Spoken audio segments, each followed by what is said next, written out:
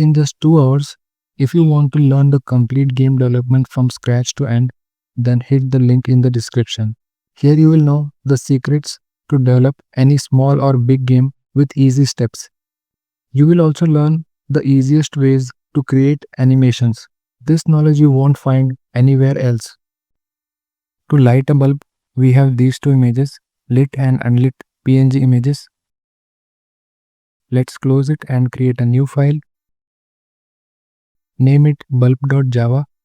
Extend this class with JFrame. Create the constructor. Set the bounds.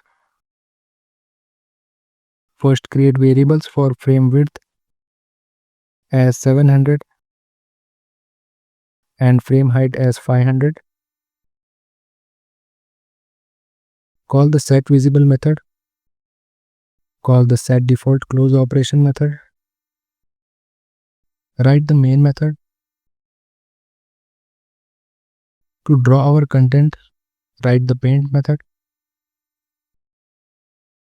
Set white color as a background. Fill the red covering the entire frame.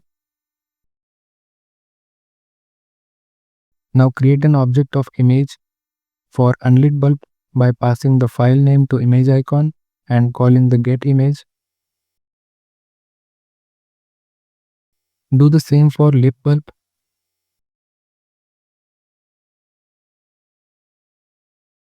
Draw the lit bulb. Place it to the center of our frame in X coordinates.